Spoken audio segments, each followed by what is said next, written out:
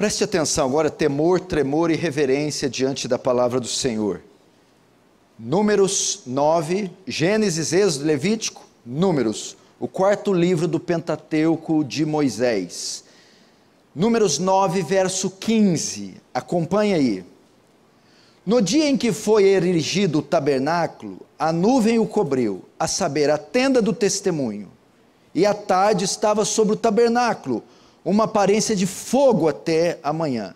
Assim era de contínuo, a nuvem o cobria até a manhã. Assim o cobria, e de noite havia aparência de fogo. Quando a nuvem se erguia de sobre a tenda, os filhos de Israel se punham em marcha. E no lugar onde a nuvem parava, ali os filhos de Israel acampavam.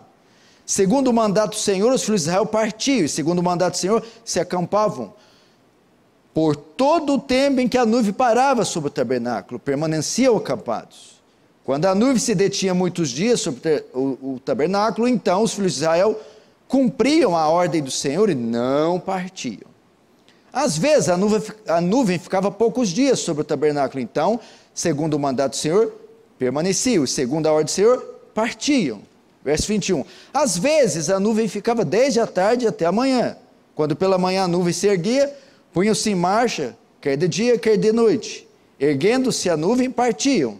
Se a nuvem se detinha sobre o tabernáculo por 2 dias, ou 1 mês, ou por mais tempo, enquanto pairava sobre ele, os filhos de Israel permaneciam acampados, e não se punham em marcha, mas erguendo-se ela, partiam, segundo o mandado do Senhor, se acampavam, e segundo o mandado do Senhor, se punham em marcha.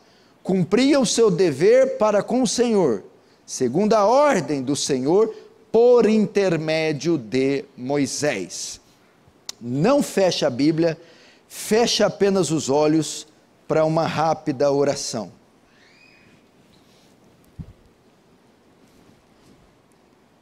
Senhor, mais uma vez nos colocamos diante da sua presença, do seu trono, por causa do caminho que o seu Filho abriu mediante o seu sangue, comprou para nós os méritos, deu a nós esse privilégio. Então nós nos achegamos à sala do seu trono, vestidos com a justiça e com os méritos de Cristo, pedindo que o Senhor nos ouça, que o Senhor fale conosco, que a sua presença esteja aqui a despeito da nossa fraqueza, incompreensibilidade, debilidade e pecados. Tem compaixão de nós, tem compaixão de Sião e de todos os lugares assolados da terra. Se o Senhor não for conosco, não nos visitar, de todo pereceremos. Faz teu reino avançar, Senhor. Receba a glória para si e nos conforme a imagem do seu Filho. Amém. Irmãos, vocês se lembram que eu trouxe essa palavra aqui no Réveillon deste ano, mas eu achei muito oportuna falar dela novamente. Estamos fazendo a série de Apocalipse, paramos no capítulo 14, quando retornarmos, iremos do 15 até o final do livro. Antes disso eu vou dar algumas mensagens para pais, como educar os filhos, mas eu vou esperar, eu tenho uma viagem na próxima semana para Itália e França, e quando eu voltar dessas 2 conferências, uma na Itália e outra na França, então eu faço as mensagens para pais, e depois que fazer, volto com o Apocalipse.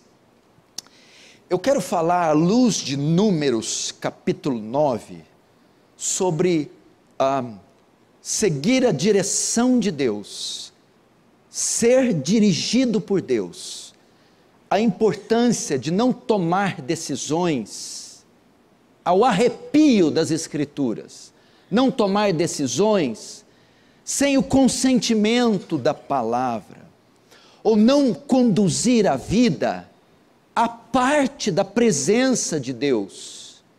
Nós somos como ovelhas, porque a Bíblia faz um paralelo de nós, usa a metáfora da ovelha para se referir a nós, porque ela é um animal indefeso, ela não tem muito senso de direção, de instinto, ela necessita de um pastor que não só proteja, dê pastagem, mas que a conduza. Da mesma sorte, nós também somos essas ovelhas frágeis e sensíveis, que precisamos da guia do pastor e do cajado, para nos guiar neste mundo. Então não podemos dar o luxo de conduzir nossas vidas conforme a nossa própria vontade. Temos que sujeitar a nossa vontade à vontade de Deus e permitir com que Ele conduza as nossas vidas. E é assim que nós vamos triunfar aqui nessa terra. E a maneira correta de conduzir e de nós lidarmos com o nosso futuro, você tem ideia o que vai ser daqui a um mês? Você não sabe, daqui a uma semana, daqui a um ano. Você tem ideia o que esse mundo vai se transformar, a sociedade, a cultura, o mercado financeiro? Você não tem ideia.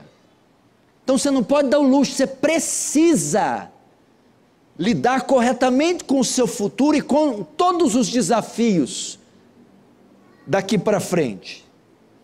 E a maneira correta de fazer isso é sermos dirigidos, guiados pelo Senhor. Nós necessitamos, igreja, nos submetermos às direções que Deus dá através da sua palavra, do seu Espírito e da sua igreja. Quantos irmãos estão quebrando a cara por se conduzirem sozinhos? Quantas pessoas estão demorando tempo demais para chegar no alvo, para terminar o percurso, para concluir algo, porque decidiram fazer isso sozinho. É necessário se